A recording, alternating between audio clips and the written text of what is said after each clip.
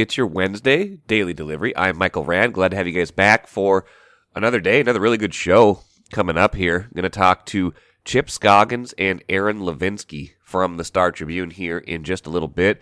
Chip, of course, our sports columnist. Aaron Lavinsky, an excellent photojournalist here at the Tribune. Both of them teamed up again for another outstanding feature, this one on the Red Lake football program. That appeared in Sunday's paper online as well. If you haven't read it yet, haven't looked at it yet, please go check that out, StarTribune.com, or go back and look at your Sunday paper. Just tremendous work looking at that program, a team that hasn't won a game in more than 20 years, but what keeps that team going, and really the coach at the heart of it all. But I'll talk to those guys just about the process of that story, their working relationship, and some of the surprises they encountered along the way of reporting that story. Also touch on a Minnesota team getting some actual luck in a draft lottery. Can you believe it? Yes, it can and did happen on Tuesday in a way that I did not expect. Didn't even know about this one.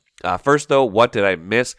I want to talk today about leadership in sports, something that's been kind of sticking with me for a couple days here as I think about the Timberwolves, as I was thinking about the Wild already this morning, as I've been thinking about the Vikings all season, and maybe even as I've been thinking about the Twins and their pursuit still of Carlos Correa in free agency. I think I've tended over the years to underrate leadership in professional sports, thinking, you know what, maybe that's an important thing in youth sports, high school sports, even college sports, when a lot of these, a lot of the players are obviously younger, more impressionable, need some more direction. But in pro sports, I'm like, these guys are all professional, they're getting paid, they shouldn't need necessarily, someone pulling them, someone, motivating them on the team to do better, to do something. Certainly there's a place and a factor with leadership. You can see it show up, but that, ultimately these are players who have a job to do, and that they, should go out and do their jobs. And if they do them, if they're skillful, they will win. And that's still definitely a big piece of this. But just looking around the Twin Cities sports landscape, you see where leadership is showing up in decisions and in performance. Timberwolves, there's a story I think Chris Hine wrote the other day about how there's been a leadership void on this year's team, particularly after the offseason trade. Patrick Beverley played a big leadership role on last year's team, coming in here, a veteran, a guy who set a tone, who had been a big voice in a lot of different places. And, when he got traded as part of the Rudy Gobert trade, one of those big voices left, and they haven't been able to quite replace that. And it kind of went through the list of, the players on the team and why that hasn't happened yet. Rudy Gobert trying to be that leader, but he's maybe not necessarily totally inclined to be that way, and he's still new here. Anthony Edwards, still very young, just 21. Karl Anthony Towns and D'Angelo Russell maybe not being naturally inclined to be that way. And some of the other veterans on the team, some of the role players maybe having some of those leadership qualities, but maybe not having as big of a role, so maybe they're not stepping quite into that void. Guys like Taurean Prince or Kyle Anderson, guys like that. So it was just interesting to read that and how much of a factor that maybe is having this season. And you can see it on the court when you think about it. You can see how leadership shows up, a lack of it shows up when you can't stop a run, when things are spiraling out of control. There's nobody saying, hey, we got it together, let's get a stop here. Things like that, just little things that a leader would do. And it's a pretty damning commentary on the Wolves, considering this is not really a young team. Towns and Russell, this is their 8th season. I know Towns is hurt right now, so give him a little bit of a free pass for the last few games, but those guys should be the leaders on your team, and if they're not, that's a problem. Both those guys making a lot of money, both those guys right in the prime of their careers, plenty of reason they should have a voice right now, or at least a bigger one. So that, to me, is a troubling sign for the Timberwolves. Flip side, the Wild, seems like they have a lot of good leaders in that room, as they say. Marcus Foligno, definitely one of them. He talked to Sarah McClellan this week about, just how some of that strong leadership within that team has propelled them to a 4-game winning streak, has helped them reverse what was a really bad start to this season. They're now 13-9-2 heading into a West Western road trip. So we'll see how that plays out. But, feels like the Wild has more of that leadership. They have more of those players who step up and be that voice. I think Marc-Andre Fleury does a good job of it as a goalie. Definitely some of their defensemen, definitely Foligno. They're just kind of growing into those roles, and it seems like it's more natural on that team. Vikings certainly have it this year. Guys like Harrison Smith. I think Kirk Cousins has grown in that area this year. I think Dalvin Cook is a leader on this team. I think some of their offensive linemen have grown into leadership roles. Eric Kendricks. They've got a lot of veterans on that team. I think it's always been a pretty good locker room, and you throw in Kevin O'Connell to that mix, empowering them to be better leaders, to have bigger voices. I think that's showing up in a big way for them this year. And then the Twins pursuing Carlos Correa. I don't think they would be nearly as interested in Carlos Correa if he hadn't proven to be such a good leader, such a good voice last season. Yes, the stats are important. Yes, he needs to be a high performer, which he was last year when he led the team far and away in wins above replacement. But his leadership, his intangibles, those are important to them as well. And I feel like that's why you can't just replace him with some other free agent X in their minds. That's someone they know. That's someone who has the skills, not just on the field, but in the clubhouse, to be that leader, to be that person who holds a team together. So just something I was thinking about this morning. Who's got it? Who doesn't have it? And we'll see how that plays out for the rest of this season. Take a playcation to Mystic Lake. With 24/7 gaming, the good times never have to end. And you can satisfy your cravings at our restaurants and bars. Or relax in one of our luxurious hotel rooms. Those that play together, stay together. And don't forget to join Club M so you can spark new memories and bask in the rewards along the way. Follow the lights to Mystic Lake, where every day is play day. I am really happy to be joined today by the two main contributors behind our outstanding online and print package on the Red Lake football program. So much more than that, though. Chip Scoggins, who's been on the show many times, columnist in the sports department at the Star Tribune, and Aaron Lavinsky, a terrific photojournalist at the Star Tribune as well. Gentlemen, thank you for joining me today. Thanks for having us. Yeah, thanks, man. I just wanted to have you guys on. It was like we'd take a victory lap. First of all, the story came out Sunday in print. It was online a couple days before that. But what a tremendous piece of work, both visually and with words. Anytime there's an undertaking like this, I'm always curious just to kind of get the genesis story. Like, how do you even start, a story that's so complicated, so involved, and then, the twists and turns along the way. So maybe, Chip first, and then you, Aaron, also kind of talk me through like how this story came onto your radar and then how you kind of build from there. Sure. Yeah. It was probably about this time last year that, I do a weekly football column called Football Across Minnesota that runs, throughout every week throughout the football season. And Joel Ripple, who is a Star Tribune staffer in the sports department, is kind of our resident historian, had sent me an email saying, "Hey, I've just done some research and I might have a FAM item for you that might be interested." He said, based on the archives, I think Red Lake High has not won a football game in maybe 20 years. He said, the record keeping's not great.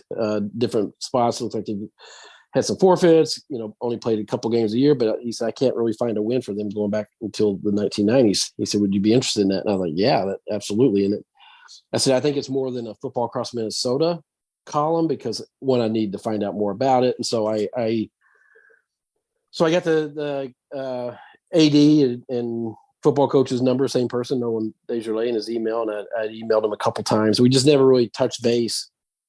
And then last spring, I every spring I sit down and think about big projects I want to do. And that was still on my mind. So I emailed him one more time and I just say, I thought I'd, try one more time to see, if you'd be interested in, I think there's a story there. So he emailed me back asking what the story would, idea was. I said, I don't really know what it is. I said, I know, it's been a while since you guys have won a game. And I said, can I come up and meet you for lunch and talk about it, see if there is a story. So he said, sure. So I drove up to, we met at a diner there in Bemidji that he likes. And, we just talked about Red Lake, the football team, his life, the program, and kind of what I've done. Aaron and I have worked on 3 major projects in the last couple of years, and actually took those papers, a hard copy of those papers, and said, this is kind of what I do, and this is what I'd be interested in if we want to do it. And at that meeting, he was wearing a necklace with a pendant that had a picture of a young boy on it. And I said, I asked him who that was. He said, that's my son, Nolan Jr. And he had died in a ATV accident when he was 10. And that he would have been a senior this year. And he would have been my quarterback and my point guard and my shortstop. And I was like, wow. So is that something you'd be willing to talk about? For this story? I said, this was a Friday, and I said, take the weekend to think about this and talk about it with your family, talk about it with your, the principal, just to make sure, because Aaron and I, when we do these stories, we ask a lot of time, a lot of special access. Said, if we do this, I'd want to, obviously your son's a big part of, why you're still doing this, and his friends are on the team. So I would want to go into that. And so he called him back Monday, and he said, yeah, I think,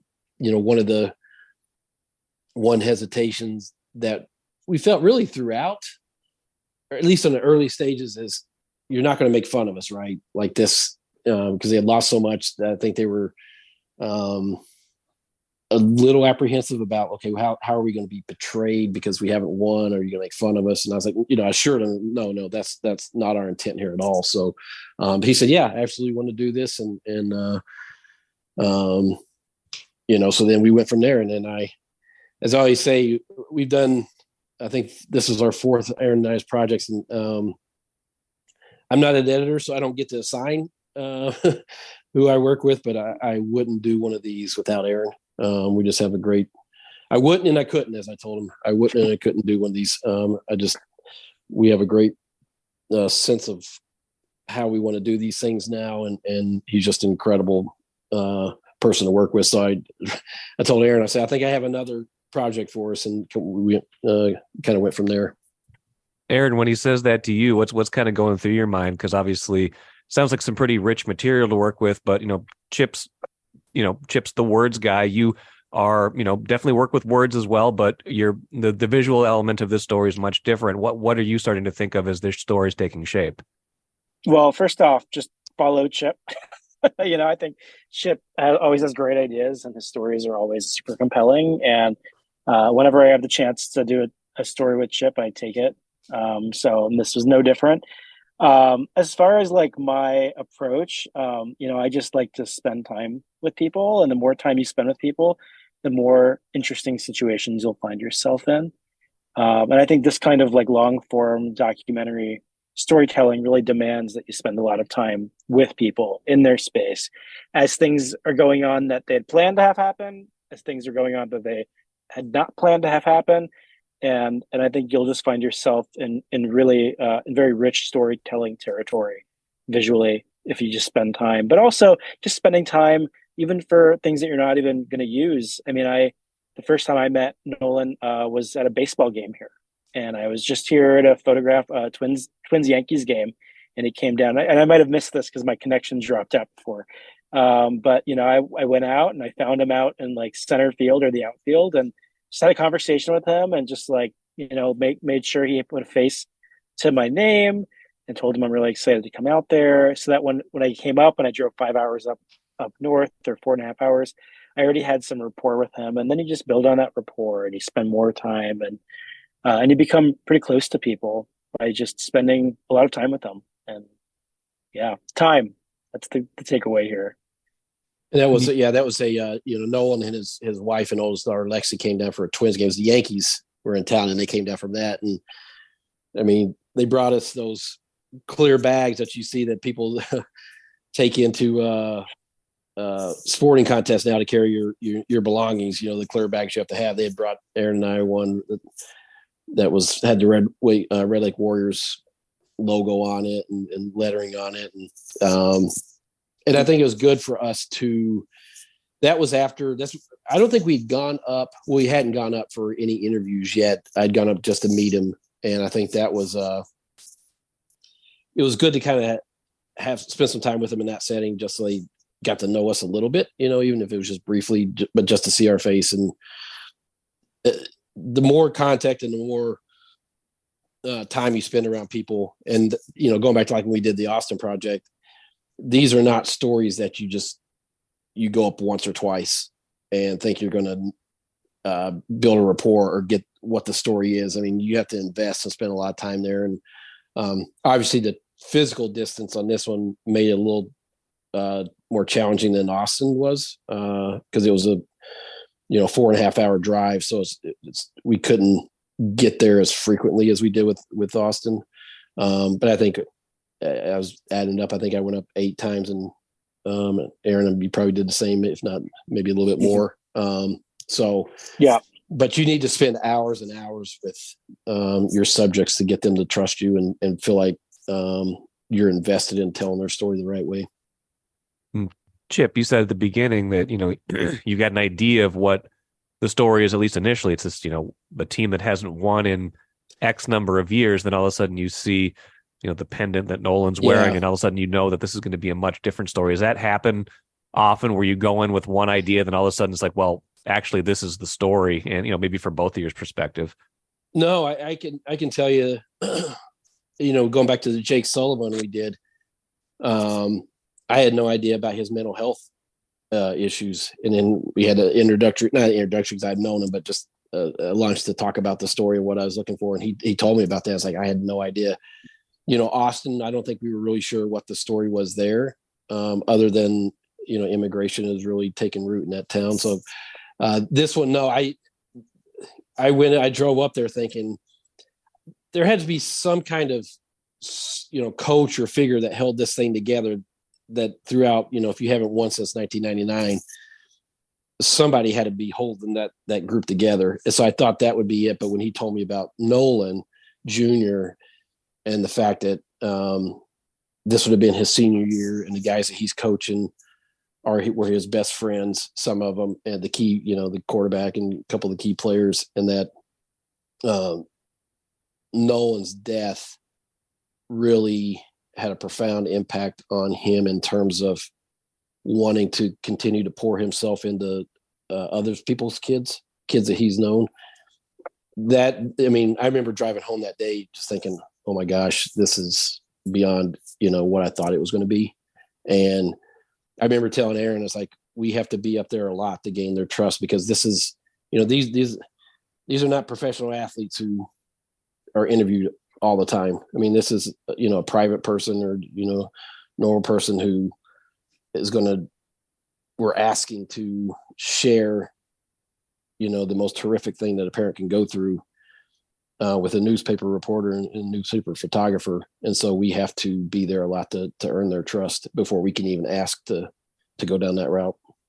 Yeah. Aaron, from your perspective, how did you kind of build that trust along with Chip? And then we can get into some of your favorite things from just, some of your favorite moments or memories from the 8 trips you did make up there.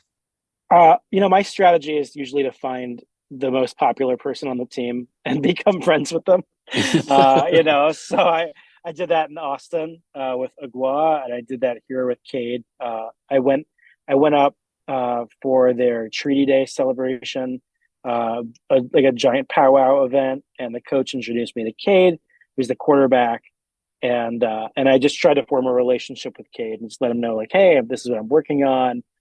He followed me on social, and we've been in touch since then, texting, and he's helped out along the way with like timing of certain things. And he introduced me to all of his teammates, and they all kind of look up to him. He's definitely a team leader. He's a senior. He's the quarterback. And so that really, really helps. And then, just being an adult and hanging out with the coach, and coming and going when the coach comes and goes, also kind of helps you get in and out a little bit as a photographer as well. Like, the kids almost see you as part of the landscape. You're there, and you're supposed to be there, and you're with coach. So that certainly helps too. As far as favorite memories, I loved going, and no photos even ran from this, but I went to this powwow. I was there for 2 days, and just what a magnificent event. It's so cool. I wish I could go back and just enjoy it without kind of a reporting agenda, meeting people and just getting to watch it and take it in. So that was really interesting. And then, just you spend a lot of time and occasionally you get really lucky. So like there's the photo of like the deer head in the back of the truck. Like I was very giddy when I got that because I just knew, I'm like, wow, I've never seen this picture before. I've never seen anything like it before. And it's good light, good moment, brought football, together with this other scene setting element. And I was just very happy when I got that, so thank goodness the deer season starts a little bit earlier up there. And, and it's the back of a truck, and I might not have even seen it, but they kind of went up to it and were like kind of poking at it, and like pulling at its antlers, holding it up, and pretty gruesome seeing poor deer, but they're really into their deer hunting up there, and it was cool to see that converge with football. And then Aaron gets in the back of the pickup truck. It's so great. Aaron is fearless. I'll tell you that Aaron is fearless in terms of getting his shot and asking. He does a great job of connecting with people, which puts him at ease. But then also getting just kind of ingrained in the either the team or the town or whatever, and so he can get great shots. I think one of my favorite times was the road trip we took with him to Bagley. Rode the bus with him. We're in the locker room with them. After the game, they stopped at a convenience store and, got snacks for the ride home. That was, to me, that was kind of a fun night because you got to see a different side. Get to be kind of in their world on the team bus with them versus just showing up. But I think for me, probably a lot of the times,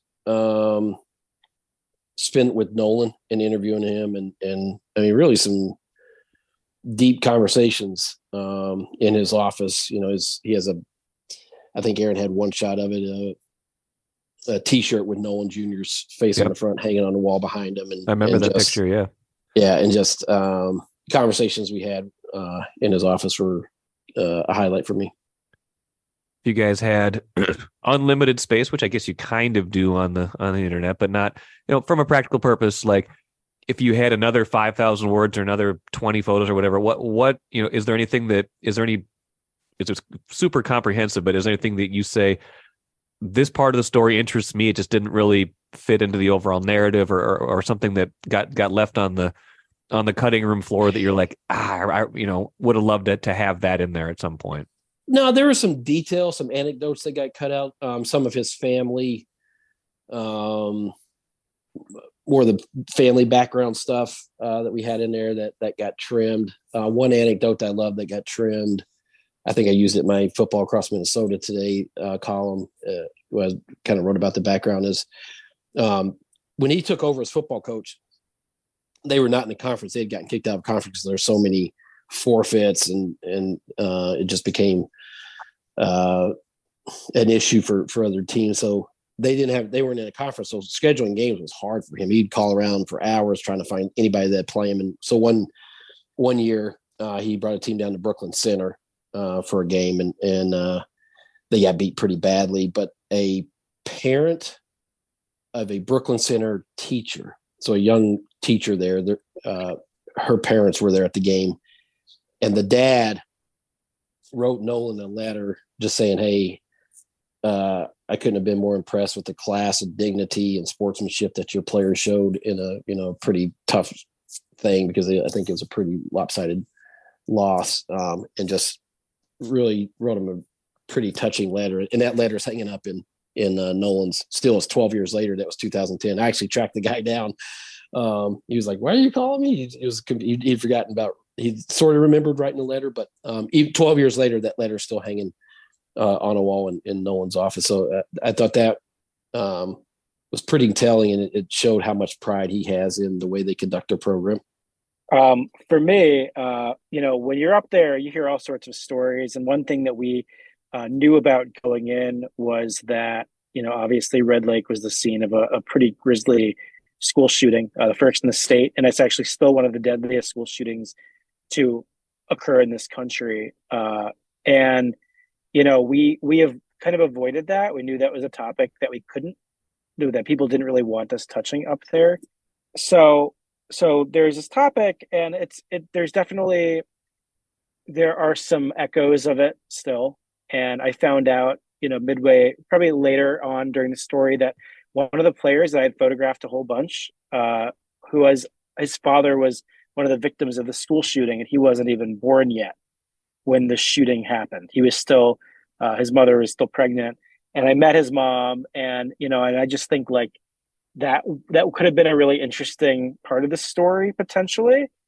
We'd actually written about this child and her father, 15 years ago when the shooting had happened, and it's like a story within a story. Like we could have done a whole story just on that, and it would have been a really compelling, powerful story.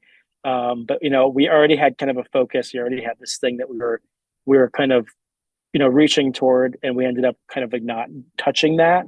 But it's always kind of tough seeing a potential story not make it. But just there's so many interesting stories out there, and that was just one thing that I just found very, very compelling that I knew wouldn't make it. Yeah, and if I remember correctly, was that was the last day we were up there, right? The last trip. Was that the senior night that came? That we I think it was maybe the second to last. I'm not exactly sure. Second to last trip. Yeah, I remember it was late in the process, and we're like, and we learned that, and it's like, wow. I think we were so far down the track. Had we known about that earlier, I feel like that would have been a very natural storyline to kind of pull the thread on. Yeah, and it came up at different parts of the reporting. Not a lot, but that was the one instance where, and I think like I said, I think we were like 95% done with the reporting. Maybe it might've been in my last trip up. I can't remember, that came about, and it's like, it's, if we had more time, I think we may have done more to pursue that. So. No, that makes sense. There's so much to gather and get.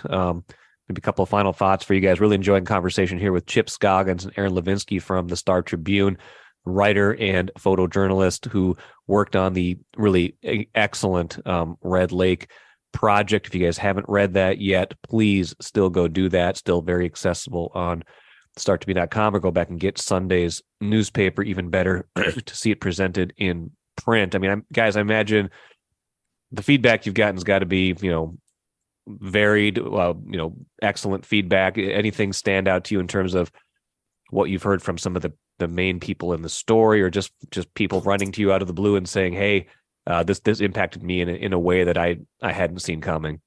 Yeah, I will say, anytime we've done one of these, I always have anxiety the day before it runs,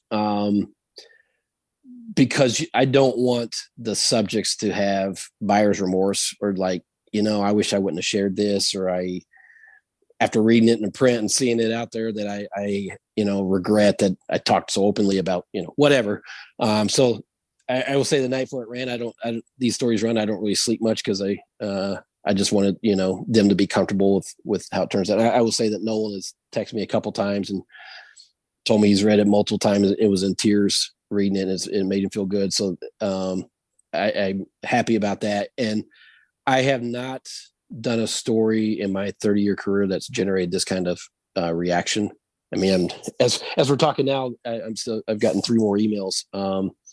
And I think Aaron's been attached on a lot of those too. The reaction has been phenomenal. I mean, some of these emails, the things that I'm getting are just bringing me to tears. This story has touched people in a way that I guess I didn't see coming, to be honest with you. I knew it was a powerful story. I just didn't know that it would have this kind of reaction on people that would email us just, that they're sobbing reading the story and that they wanted it turned into a movie. And it's been heartwarming to see how much Nolan's story and the Red Lake story has resonated with people. Yeah, just seeing, a lot of the players follow me on like Instagram and stuff, and they were so thrilled when it published and like sharing posts and photos, and so that was really neat seeing them kind of engage with it, be happy and be proud of it. Seeing Nolan's eldest daughter, Yeah. sharing photos and hearing that he was happy with it, because I'm the same as Chip. I was, I'm always very concerned when people really put themselves out there. I feel like you have an obligation as a journalist, as a photographer, as a reporter to really handle that. And our job isn't to make people look good necessarily, but it's definitely, on our mind to give people humanity and dignity, and that everybody deserves. And I'm always worried the night before as well, and to hear that everybody was happy and that the public really received it well, and that it touched so many people. It gives me a lot of pride as a journalist. Well, once again, you guys, tremendous work. Like I said to everybody else, if you haven't read it yet, haven't looked at it yet, please do that. Congrats to you guys on another great, that's not even the right superlative, but excellent work. Can't wait for whatever's next, although I imagine both of you guys probably want a little bit of a break before you dive into something else, right? We've been doing like almost 2 a year, 1 a year, Yeah, 2 a year. This is our second this year. Second this year, yeah. So we'll have to come up with something next year. But as I said, whatever it is, we'll find something. But I got to have Aaron with me because I think we have a good team and kind of same eye and same ear and same kind of objective when we tackle this story. So I appreciate it, and thanks for having us on to talk about it. I can't talk about Red Lake enough. Yeah. No, well, I can't get enough of the story either. So I'm glad to have you guys on and shed a little bit more light on it. Hope everybody else did as well. Thanks again, you guys. Be well and enjoy some well-earned time off, hopefully. Thanks, man. Appreciate it, Mikey. Thank you. I really enjoyed that conversation with Chip and Aaron. I hope you guys did too. And like I've said a couple times already, if you haven't read that story, please go back and look at it. It's one of the best things I've read this year, not just in our paper, but in any outlet around. So please do go check out that story. Let's finish with the cooler.